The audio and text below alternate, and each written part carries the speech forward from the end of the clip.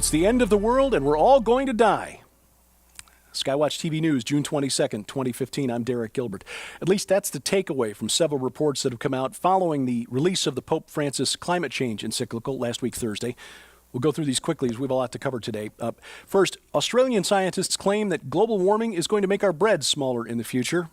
They conducted an experiment in which they baked loaves of bread under a higher concentration of carbon dioxide, levels predicted for the year 2050 by the Intergovernmental Panel on Climate Change, the UN's climate change organization.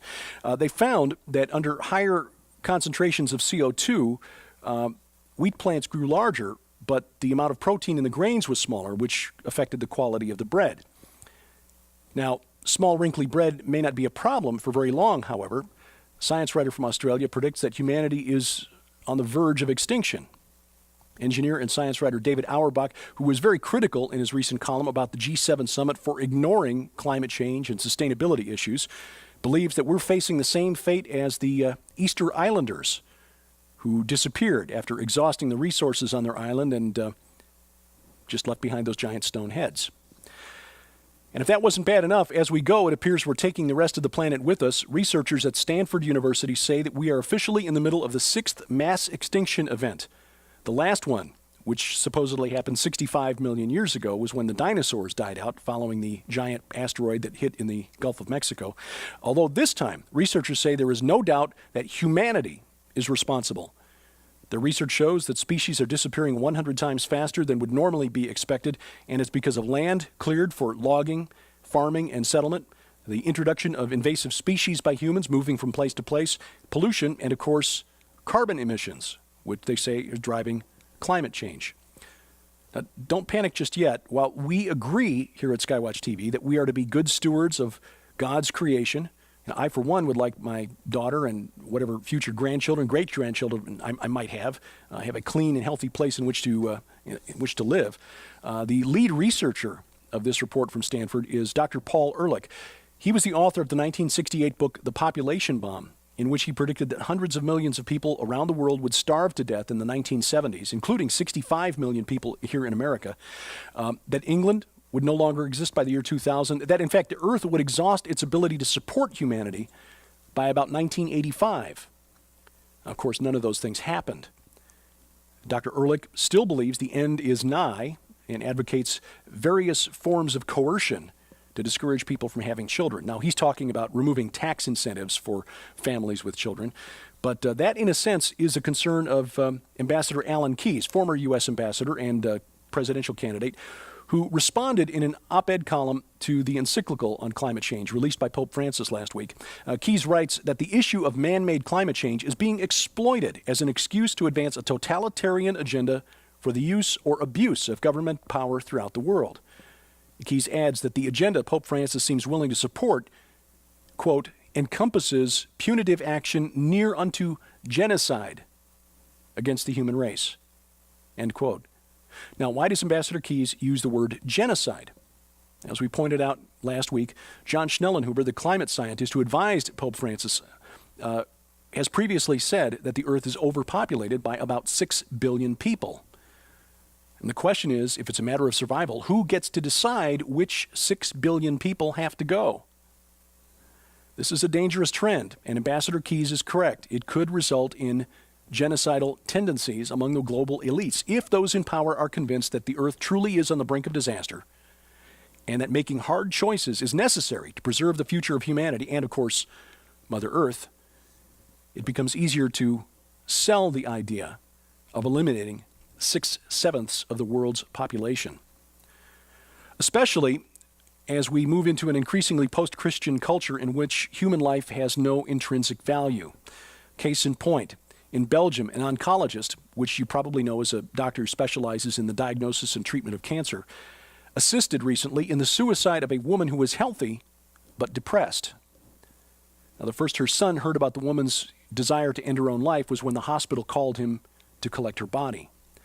As Wesley J. Smith, writing for National Review Online, pointed out, you would think that even supporters of euthanasia would be just a little bit disturbed about a doctor assisting in the death of a patient outside of his medical specialty. Again, the woman was healthy, just depressed. She was killed by her cancer doctor. Instead, this particular doctor was awarded the Liberal Humanist Prize by the Belgium Liberal Humanism Society for his service in causes of humanism. And this is not an isolated incident. In Holland, pediatricians are calling for an elimination of the age limit on euthanasia. Currently, Dutch law prohibits assisted suicide for patients under the age of 12. But the Dutch Pediatricians Association on Friday released a statement and said, "We feel that an arbitrary age limit such as 12 should be changed, and that each child's ability to ask to die should be evaluated on a case-by-case basis." And we should note that under Dutch law, people do not need to be dying in order to request assisted suicide from their physician. Services were held yesterday at the church in Charleston, South Carolina, where 9 people were shot to death during a Bible study on Wednesday night. Emmanuel African Methodist Episcopal Church was packed Sunday morning. Reverend Norval Goff, who conducted the service, said, "No demon on hell or on earth can close the doors of God's church." The accused shooter, 21-year-old Dylan Roth, appeared at a bond hearing on Friday, where he was addressed by families of the victims who said that they forgave him. This is already turning into a political issue, as you would expect. President Obama, Hillary Clinton, already calling for more restrictions on guns. In his monologue Saturday night, comic Bill Maher used the opportunity to take a swipe at Fox News. Protesters in Columbia, South Carolina, Saturday demanded that the Confederate flag be removed from the state capitol there. And a liberal blogger commenting on the flag issue actually wrote, and I quote, "The Confederates were worse than Nazis because at least the Nazis didn't take up arms against their own country." No, only the Jews, physically, mentally handicapped, homosexuals, and political dissidents inside the country. But that's what the enemy wants. They want to get us responding in anger, to keep tearing at each other's throats, rather than taking an example from the families of the victims at Emmanuel AME Church. Quick survey of headlines from the Middle East. Over 100 Islamic State training camps have been identified in Syria and Iraq, 117 to be precise. Not all are active at the moment, but all of them have been operational at one time or another since the beginning of 2012. 37 new camps identified since the beginning of February. The Islamic State has planted landmines and explosives around the historic ruins at Palmyra in Syria. It's unclear whether they plan to destroy the ruins, as they've done with other historic landmarks, or they're just trying to secure the site against Syrian government forces. Turkey's President Erdogan is not happy about the victory last week by Kurdish forces over the Islamic State at Tel Abyad, which is a town in Syria just across the Turkish border. Kurds are no fans of President Erdogan, which may explain why his Justice and Development Party lost 50 seats, a big loss in the Turkish elections June 7th. And Israel has reportedly launched an airstrike into Lebanon to destroy its own drone. The drone crashed in the western Bekaa region of Lebanon, but photos of the drone released online show Cyrillic script, which may indicate that the drone actually originated in Russia or Eastern Europe. As we reported last week, the Roman Catholic Church on May 20th attempted to exorcise the demons from Mexico. A group including an archbishop and a cardinal performed what they called the Exorcismo Magno, or Great Exorcism, at the Cathedral of San Luis Potosi. Dr. Michael Lake, chancellor of Biblical Life College and Seminary, said that this remarkable event may not have any effect. It's unprecedented in the Word of God. We can drive them out of people, and then if you've been in the deliverance ministry very long, you also realize that they've got to want deliverance before you can really do it.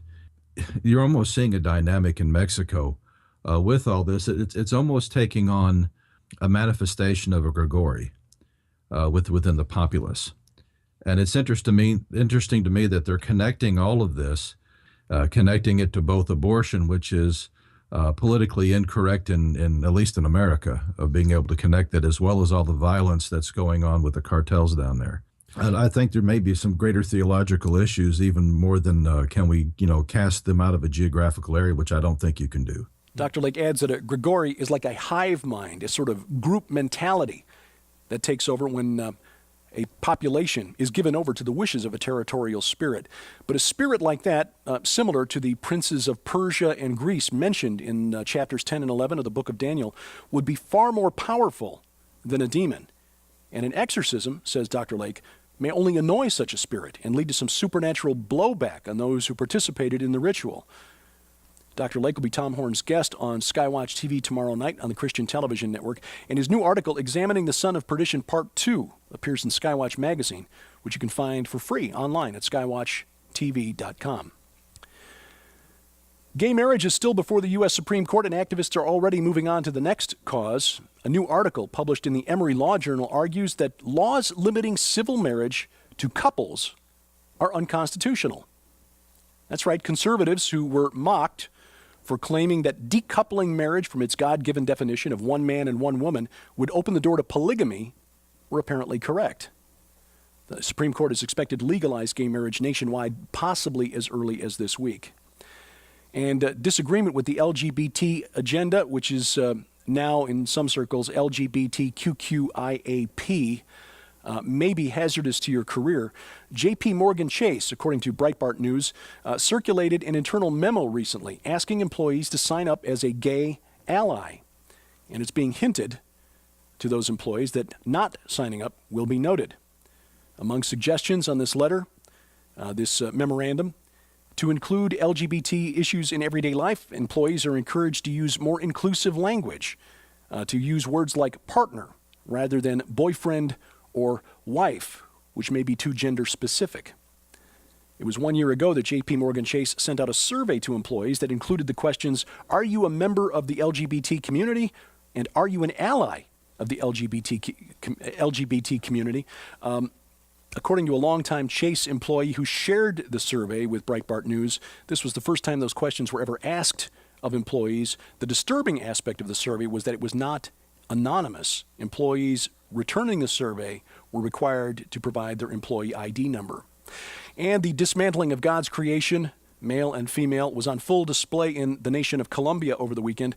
The 6th annual Expo Tattoo event featured the world's top tattoo artists and their work, and was highlighted by an appearance from Maria Jose Cristerna from Mexico, the so-called vampire woman. You see her here, fangs, forked tongue, and subdermal implants around her skull. The Son of Perdition is coming. Dr. Michael Lake, as mentioned earlier, will discuss his book, The Shinar Directive, on Skywatch TV tomorrow night. He is Tom Horn's guest, the first of a three-part interview that you'll see on the Christian Television Network. That'll be featured on Dish Network Channel 267 at 8:30 p.m. Central Time. That's UTC-5.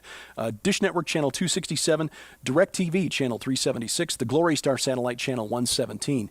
And if you can't watch the program live, you can see the program at your convenience. The Skywatch TV Roku channel is very near approval and adding addition to the Roku channel store. But we've got instructions on how you can add the Skywatch TV Roku channel to your Roku account even before it hits the channel store officially. Log on to skywatchtv.com/Roku. You have comments, questions, or suggestions about this program or about Skywatch TV in general? I'm happy to take them. Send your email to me anytime, dgilbert@skywatchtv.com. We thank you for watching as we keep watch. I'm Derek Gilbert, and this is Skywatch TV.